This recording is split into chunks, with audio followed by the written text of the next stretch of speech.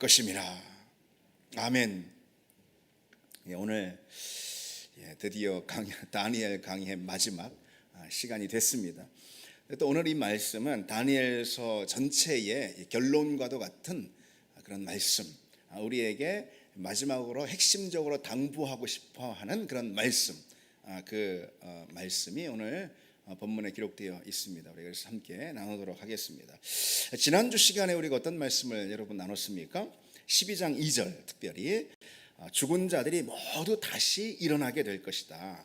그 중에는 영생을 얻는 자가 있고 또 수치와 부끄러움을 당할 자들도 있을 거다라는 그런 말씀이었죠.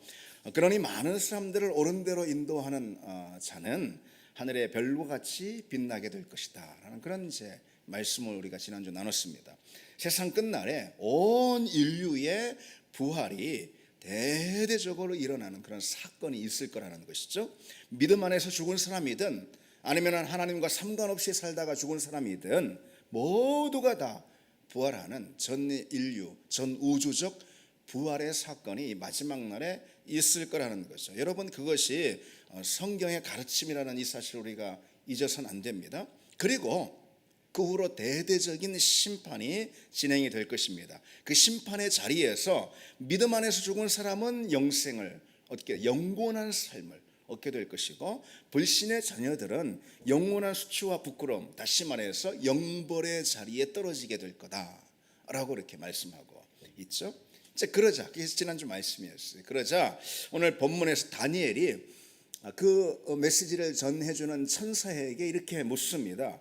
그 놀라운 일의 끝이 어느 때이겠습니까? 이렇게 이 종말에 관한 질문을 던지고 있습니다. 그러자 천사가 답을 합니다. 한때 두때 반때를 지나서 성도의 권세가 다 깨어질 때까지이다. 이렇게요. 그러니까 다시 말해서 큰 박해가 일어난다라 이런 거예요. 그걸 통해서 성도의 권세가 깨어지는 그런 때까지이다 라고 이렇게 대답을 해줍니다.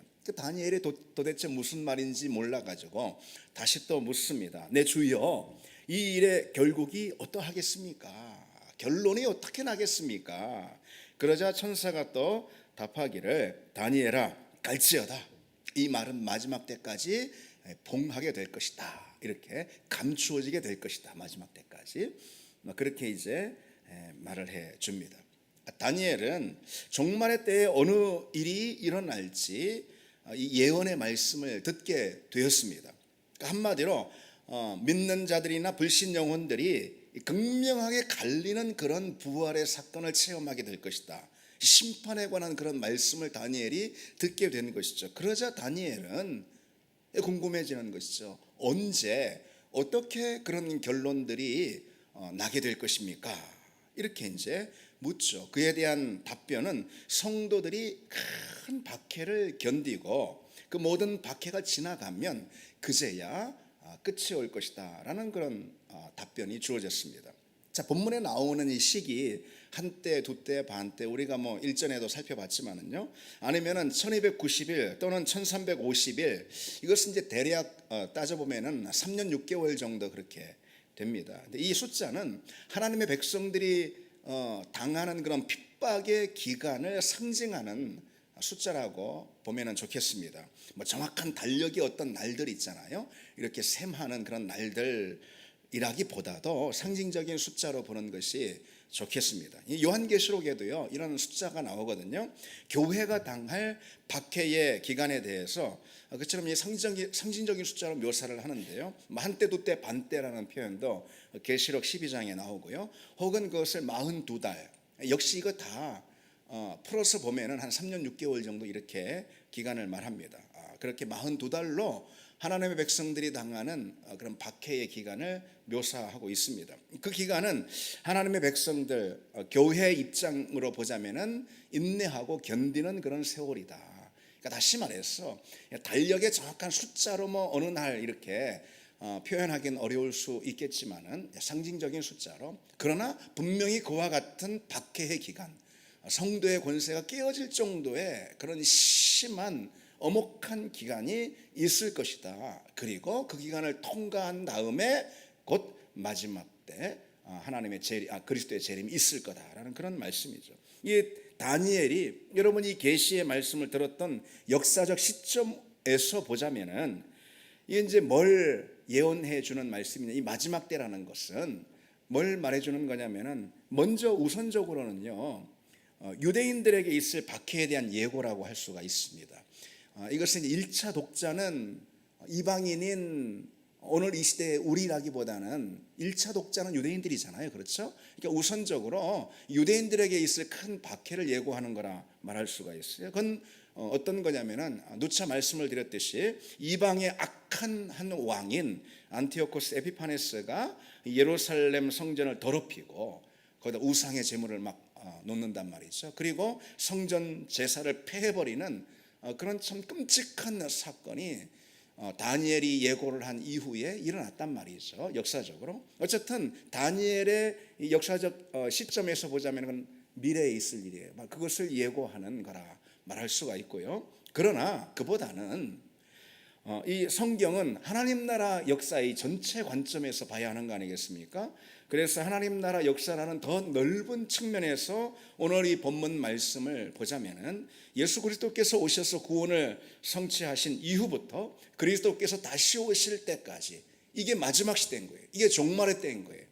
그때 일어날 대대적인 성도에게 임하는 박해 기간, 그것을 말한다고 볼 수가 있습니다. 그리스도의 초림부터 이미 있었죠. 그리고 앞으로 있을 재림, 이 시기가 바로 마귀의 권세가 활동하는 그런 종말의 때입니다. 하나님은 어떤 활동을 하시는가? 하나님은 당신의 교회, 하나님의 동역자들 세우셔가지고 하나님의 나라를 왕성하게 일으키시는 그런 역사들을 펼쳐가실 거예요. 그리고 구원받는 사람들을 모으시는 그런 기간이 지금 이때인 것입니다. 그러나 그와 동시에 마귀의 진영에서는 교회를 대대적으로 박해하고 하나님의 자녀들을 미혹해서 넘어뜨리는 그런 마귀의 활동들이 크게 일어나는 시기가 바로 그 어느 때보다도 지금이다 라는 걸 가르쳐주고 있는 거죠. 따라서 여러분, 우리는 무엇을 알아야 할까요? 우리가 신앙생활하면서 참 잊지 말아야 할 것, 무엇을 우리가 알아야 하는가? 종말의 기간에는 이 거대한 영적 전쟁이 펼쳐진다라는 이런 거죠. 하나님 나라의 편에 선 교회와 마귀의 편에 선 그런 어둠의 세력 간에 서로 공격하고 서로 빼앗는 그런 대대적인 전투, 영적인 혈투들이 일어나는 기간이라는 거예요. 종말의 때가. 그런데 바로 지금이 그런 종말의 때라는 거예요. 예수님이 오셨고 그리고 다시 오실 그때까지의 이 기간을 가리켜서 종말의 때라고 여러분 누차 말씀을 드리지 않았습니까? 성경이 말하는 종말의 기간은 바로 그것입니다. 그 기간은 그런데 어떤 기간으로 특징 지어지고 있냐면은 성경의 말씀으로 볼 때 영적 전쟁의 기간이다, 그런 거죠. 그리고 주님이 다시 오실 그때가 가까우면 가까울수록, 그래서 지금 우리는 사도들의 시대, 초대교회 시절보다도 주님이 오실 날이 어쨌든 역사 연표상 더 가까운 것은 분명한 사실이니까 가까우면 가까울수록 그 영적 전투는 더더욱 거세진다, 그런 이야기입니다. 사단의 저항은 더더욱 거세지고 하나님의 역사는 더더욱 크게 펼쳐지고, 하나님의 역사가 더더욱 크게 펼쳐질수록 사단의 저항은 더더욱 강렬해지고, 그런 시대에 우리가 하나님의 자녀로서 교회에 속한 성도로 우리가 살고 있는 것이죠. 그래서 우리는 이미 그 전쟁터 한복판에 우리가 놓여 있습니다. 우리가 그 사실을 잊지 말아야 합니다. 그렇다면 이 마지막 때에 우리는 어떻게 그런 영적 전투의 한복판에서 우리 믿음을 지킬 수 있을까? 오늘 다니엘서는 마지막으로 우리 그 점에 대해서 우리에게 말씀해 주고 있습니다. 10절을 한번 보십시오. 많은 사람이 연단을 받아 스스로 정결하게 하며 희게 할 것이나 악한 사람은 악을 행하리니 악한 자는 아무것도 깨닫지 못하되 오직 지혜 있는 자는 깨달으리라. 이게 무슨 말씀일까요? 마지막 때에는 두 부류의 사람들이 있을 거예요. 연단을 받아서 스스로 정결하게 하는 그런 신실한 사람들이 있는가 하면은 끝내 그 눈이 열리지 않아가지고 깨닫지 못한 채 악을 계속 행하는 그런 멸망의 자녀들이 있을 것입니다. 물론 연단을 받으며 스스로 정결하게 하는 그 사람만이 마지막 때까지 그 믿음을 든든히 지킬 수가 있는 것이죠. 이 마지막 때는요, 어둠의 세력들이 거세게 활동하는 시대입니다. 사람이라도 구원의 자리에서 빼앗고 넘어지고 낙마하게 하려고 안간힘을 쓰는 그런 시대라는 거죠. 세상에 많은 사람들에게서 미혹이 되어서 넘어가고 있습니다. 그런 가운데 신실한 하나님의 백성들이 또 따로 있다라는 거죠. 그래서 이들은 타락한 세상에서, 악하고 더러운 세상에서 죄에 물들지 않기 위해서 스스로 연단하면서 정결하게 하는 그런 사람들이라는 거예요. 거룩한 삶을 위해서 온 힘을 쏟는 그런 사람들이 있다는 거예요. 스스로 정결하게 하며 희게 하는 그런 사람들이 있다는 거죠. 바로 우리를 말하는 거 아니겠어요? 그러니까 믿음을 지키는 길은 한마디로 정결인 거예요. 정결. 그건 다른 말로 거룩이라고 우리는 말할 수가 있습니다. 믿음을 지키는 길은 거룩이라고 오늘 본문 말씀 말해주고 있는 거예요. 이 영적인 거센 그런 상황들, 이런 파도들, 전투의 현장들 가운데 하나님이 우리에게 주신 믿음을 지키는 길은 곧 거룩이라는 사실을 말해주고 있는 거예요. 여러분, 거룩이 무엇입니까? 거룩은 무슨 종교적이고 도덕적인 그런 깨끗함이 아니죠. 거룩은 한마디로 말해서 구별됨입니다. 다름. 그때 아시죠, 여러분? 세상과 다른 사고를 하는 거예요. 다른 태도를 가지고 사는 거예요. 다른 행동을 하며 다른 삶을 살아가는 그런 걸 가르쳐 거룩이다라고 말하는 거죠. 세상은 어둠의 세력들이 다스리고 있어요. 미혹을 하면서. 그러니까 하나님을 거스르고 대적하는 세력들이 주류가 되어 있어요. 세상의 주류는 누구냐? 어둠의 세력이라는 거죠. 하나님을 대적하고 거스르는 그런 세력이 주류인 거예요. 그게 세상입니다.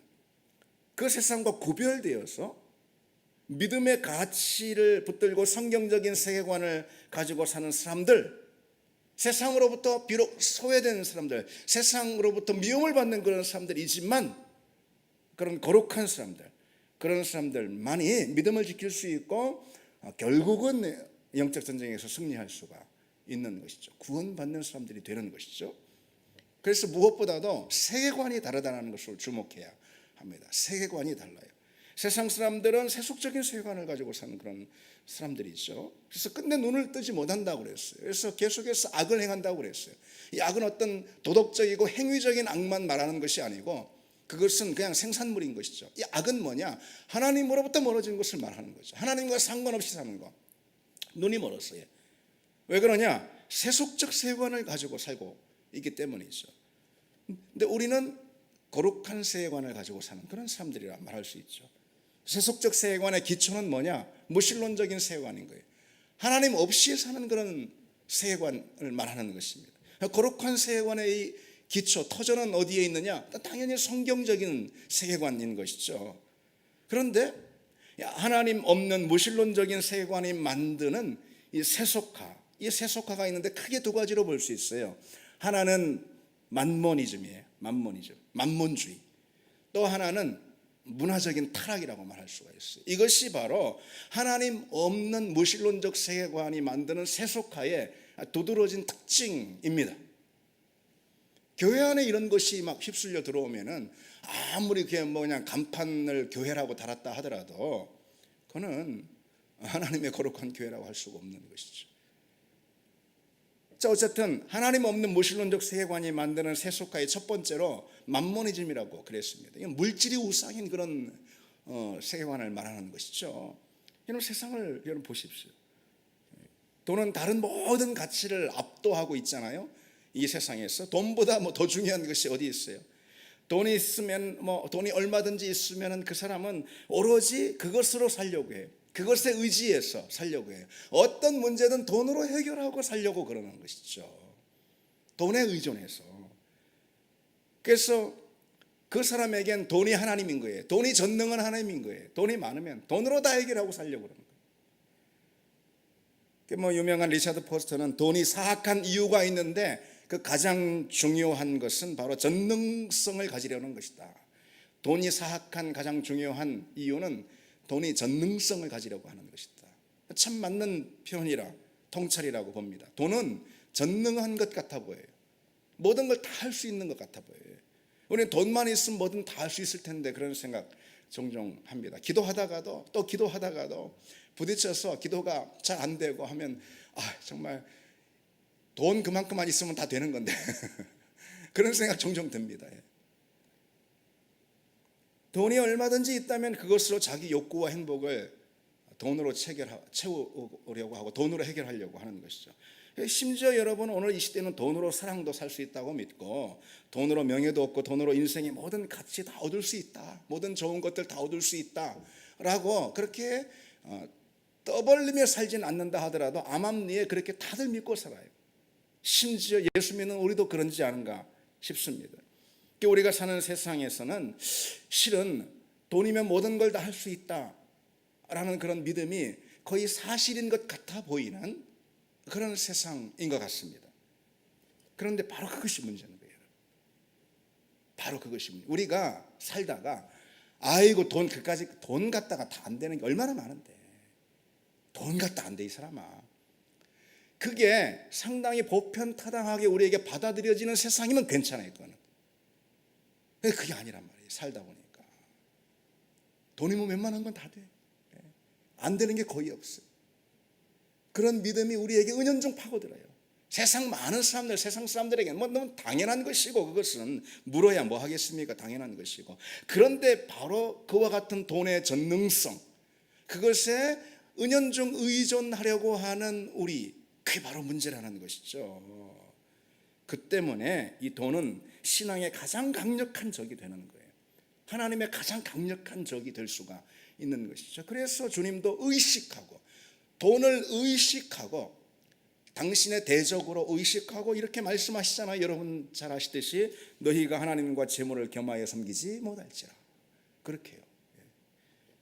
돈이 있으면 우리는 인생의 많은 부분을 그 돈에 의지해서 더 이상 뭐 시시콜콜 하나님께 나아가서 뭐 그냥 시덥지 않게 뭐 시시콜콜 하나님께 아뢰냐, 그런 마음이 들 수가 있습니다.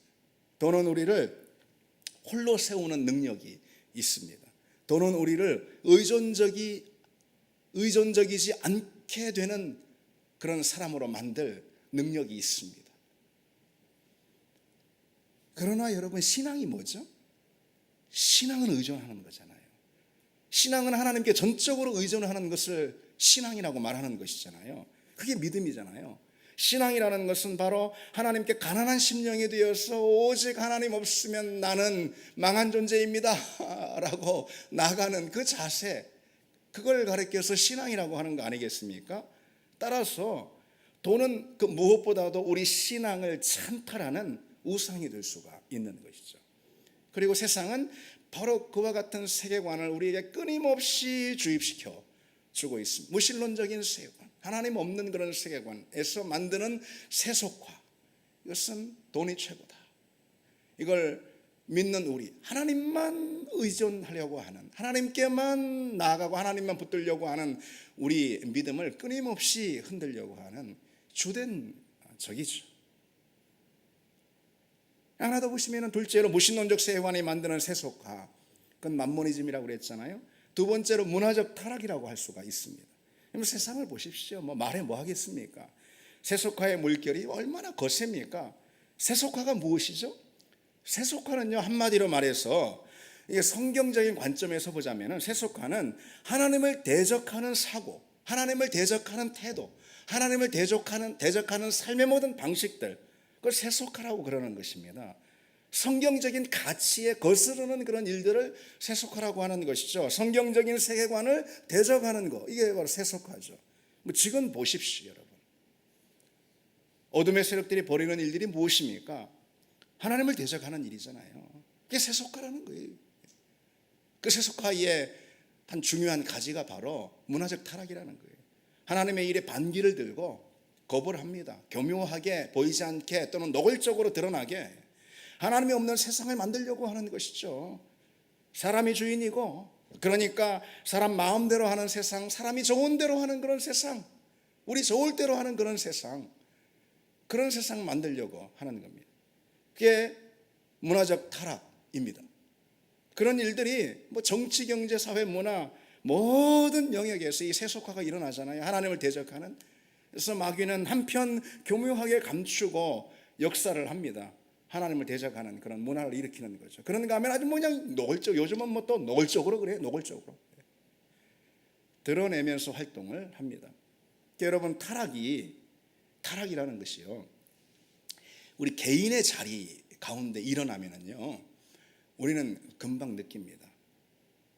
내 양심이 뭐 어떤 사람이나 세상 사람이라 하더라도 누구라 하더라도요, 내 양심이 그건 죄야 라고 우리에게 말해주거든요. 양심이 있는 사람들이라면은 그건 죄야 이렇게 말해주거든요. 이 타락이라는 것이 개인의 자리에서 일어날 때는 그렇습니다. 그러나 중요한 건 뭐냐면요, 타락이라는 것이, 죄라는 것이 문화의 자리에 일어날 때, 사회적 자리에 일어날 때, 그땐 충분히 변명하고 핑계 될 거리들이 많이 있습니다. 그래서 죄인 줄도 모르고 그냥 죄를 짓는 거예요. 뭐 두 번 다시 뭐 얘기할 필요도 없지만 동성애 입법화 같은 것들이 그런 것입니다. 이게 사회적 현상, 문화적 그런 주류가 되면은 하나님을 대적하는 그런 가장 큰 죄임에도 불구하고 그게 무슨 죄냐라고 느끼는 것이죠. 양심의 고발 없이 우리 하나님과 대적하는 그런 삶을 살게 되는 것입니다. 그처럼 이 문화적 타락이 가속화되면은요, 여러분 결국은 어떤 세상이 되는 것이죠? 세상은 그 자체로 복음의 빛에 저항하는 세상이 됩니다. 그 자체로 그냥 어둠이 장악하는 세상이 되어버립니다. 수많은 사람들이 하나님의 질서와 법에 그냥 자연스럽게 저항을 하는 그런 세상이 되어버리는 거예요. 타락한 문화가 가속이 되면은요, 많은 그리스도인들조차도 구원에서 이탈하는 그런 일들이 뭐 속수무책 막 생기는 것입니다. 그래서 여러분, 우리는요, 여러분 정신을 차려야 됩니다. 우리는 그런 문화적 타락 앞에서 눈을 부릅뜨고 강력하게 경계해야지 되는 겁니다. 하나님을 거부하고 성경적인 가치를 밀어내는 그런 세상의 그 문화적 타락에 맞서서 우리는 강력한 전투를 벌여야 합니다. 왜? 뭐 우리가 싸움꾼이라 아닙니다. 그래서가 아니고, 여러분, 우리는요, 우리와 마귀는요, 이 세상을 놓고 싸우는 존재들입니다. 세상을 한편 중립적인 어떤 지대, 자리로 볼 수 있거든요, 존재로. 근데 우리 하나님의 전사들인 우리와 그리고 마귀의 세력은 이 세상을 놓고 서로 다투고 싸우는 그런 존재라는 거예요. 우리는 그래서 여러분, 하나님의 자녀라면은, 우리가 하나님의 뜻을 알고 있다, 하나님의 마음을 알고 있다라면은 마귀로부터 단 한 평도 빼앗겨서는 안 되죠, 세상을. 아멘이죠, 여러분? 우리는 그런 사람들로 부름을 받았습니다. 누가 세상을 지킵니까? 누가 세상에 있는 많은 잃어버린 영혼들을 찾아옵니까? 누가요? 사단이 다 뺏어가는 이 시대, 그냥 뭐 아무 생각 없이 우리가 그냥 당하고 있으면 안 돼. 한 평이라도 나는 빼앗길 수 없다. 그래서 그 일을 위해서 우리는 이 문화 전쟁에 나서야 되는 것입니다. 세상은 거대한 타락한 문화를 만들려고 하는 것입니다. 타락한 문화의 핵심 중에 핵심이 뭐예요? 하나님을 거스르는 거예요. 성경적 세계관을 거부하는 것입니다. 우리는 그것과 맞서는 것입니다. 중요한 건 여러분 이것입니다. 우리는 세상이 어떻게 돌아가도요, 믿음의 가치를 붙들고 살아야 한다는, 이것이 다니엘의 결론입니다. 성경적인 세계관을 펼치며 살아가야 한다는 것. 세상이 어떻든 우리가 예수를 믿을 때 일어나는, 여러분 가장 중요한 일이 무엇인지 아십니까? 그거는 세계관이 바뀌는 거예요. 세계관의 변혁, 성경적인 세계관을 갖게 되는 거예요. 이것이 예수 믿은 우리에게 일어나는 가장 중요한 사건입니다. 여러분에게 다 그런 사건이 일어나야 하는 것이고 난 줄 믿습니다.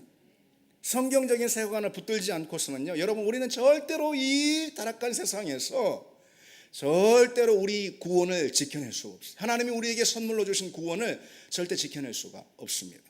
성경적인 세계관.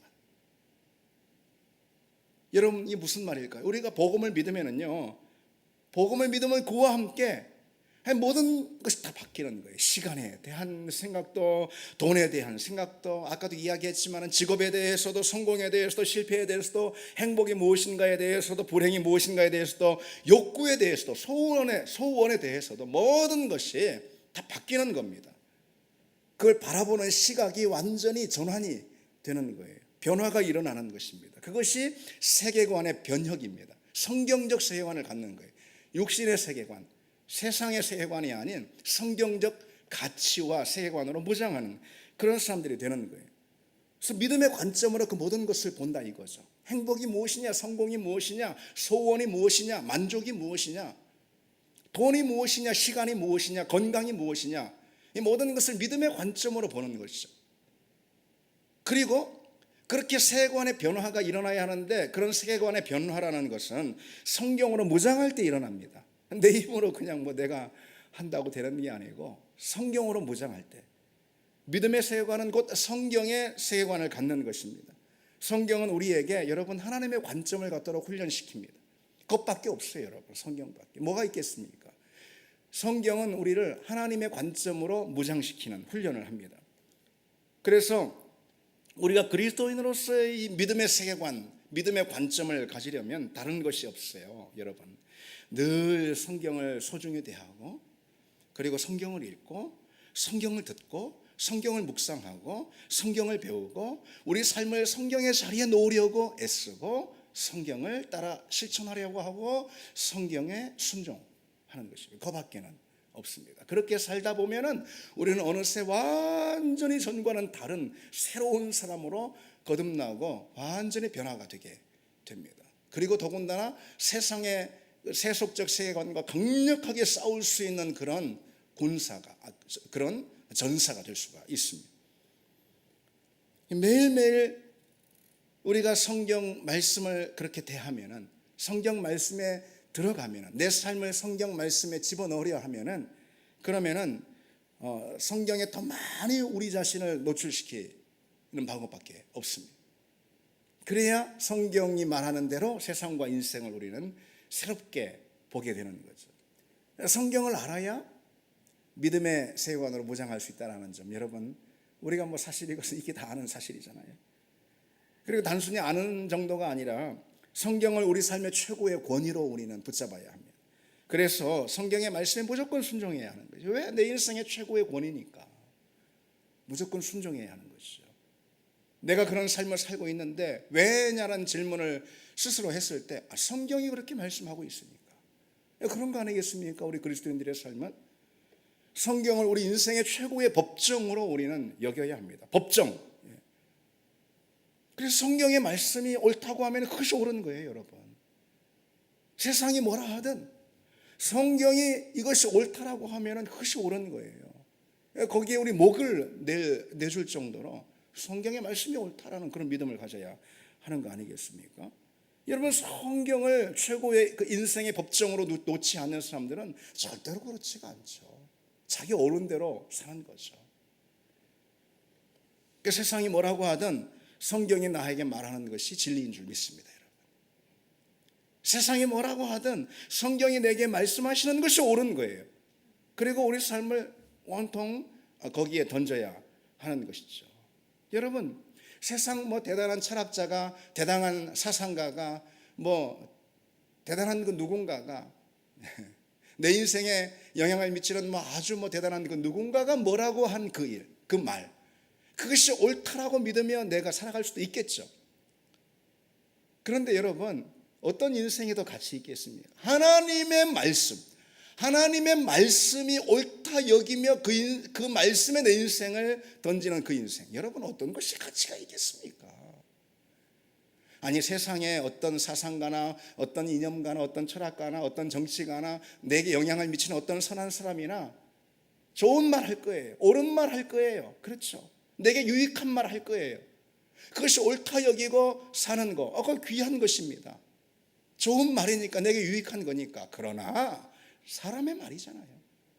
하나님이 이것이 옳다라고 말씀하시는 성경을 통해서 그 말씀에 내 인생을 던질 수 있는, 내 인생을 맡길 수 있는 그 자체가 그냥 복입니다, 여러분.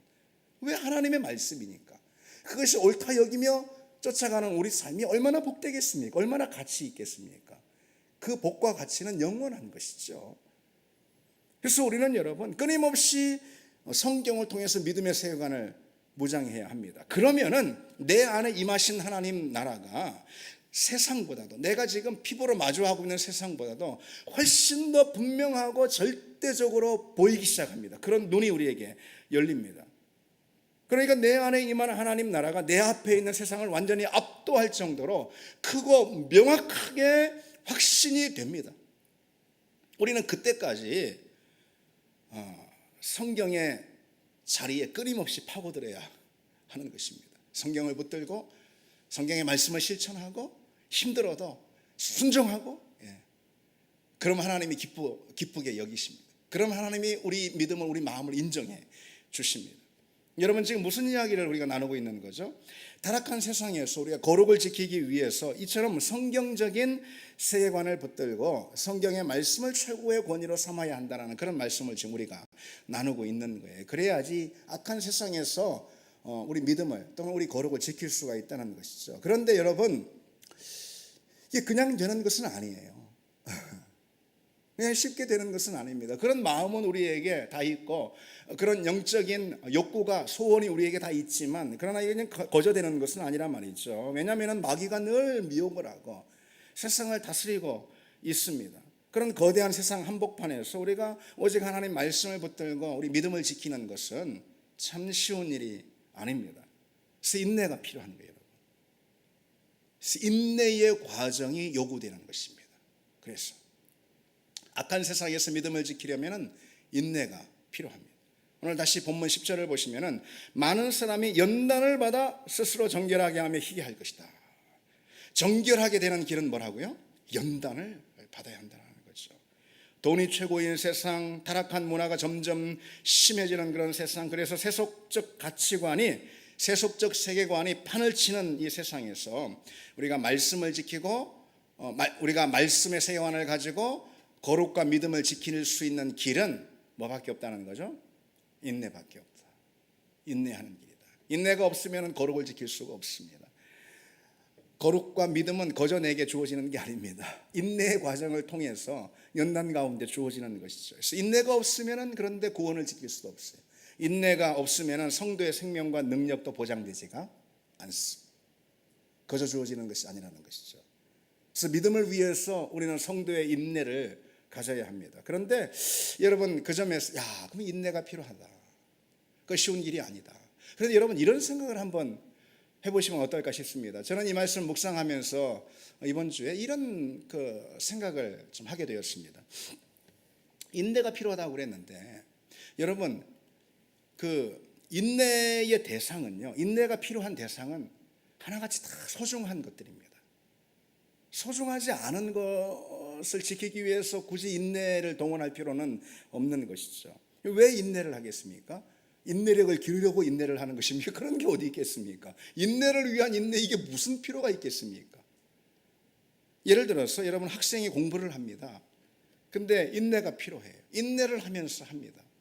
왜요? 자기 인생이 중요하니까. 공부가 중요한 거니까.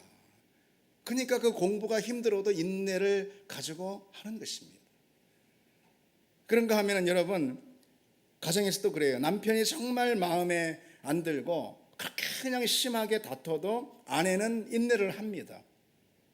물론 여러분, 그 반대도 마찬가지입니다. 어쨌든 아내는 인내를 합니다. 왜 그럴까요? 가정이 중요하니까 그런 거죠. 쉽게 가정을 포기할 수 있는 게 아니니까. 가정은 너무 소중한 거니까 아내가 남편이 정말 꼴불견이고 남편이 정말 싫어도 밉고 다투고 갈등이 있어도 그래서 인내를 하는 것입니다. 신앙도 마찬가지입니다. 신앙생활에서도 인내해야 합니다. 왜일까요? 믿음이 소중한 것이니까 그런 것입니다. 믿음은 끝까지 인내하면서 지켜야 할 가치가 있는 거 아니겠습니까? 여러분 다 아멘 하시죠? 아멘 하시죠? 힘들다고 쉽게 포기할 수 있는 게 아니에요. 교회 생활도 여러분 마찬가지입니다. 우리가 교회 생활하면서 부딪히는 것도 있고 속상한 것도 있고 마음 상하는 것도 있고 뭐 다 그렇습니다. 그렇지만 인내합니다. 여러 사역을 할 때도 참 힘든 게 있고 그렇습니다. 그래도 인내합니다. 왜요? 교회가 중요하니까. 하나님이 내게 맡겨주신 사명이 참 중요하니까. 인내 없이 금방 포기할 만한 그런 것이 아니니까. 나의 교회 생활도 중요하니까. 그러니까 교회 생활 가운데 있는 여러 어려움도 우리가 부단히 인내하는 것입니다. 여러분, 인내로 거룩을 지키고 인내로 믿음을 지키고 그래서 악한 세상에서 승리하는 그런 우리 모두가 되기를 바랍니다. 우리 같이 함께 찬양하시고 기도하시겠습니다. 우리 온 성도들이 그와 같은 인내를 가지고 악한 세상에서 믿음과 거룩을 지킬 수 있게 해달라고 기도하시겠습니다.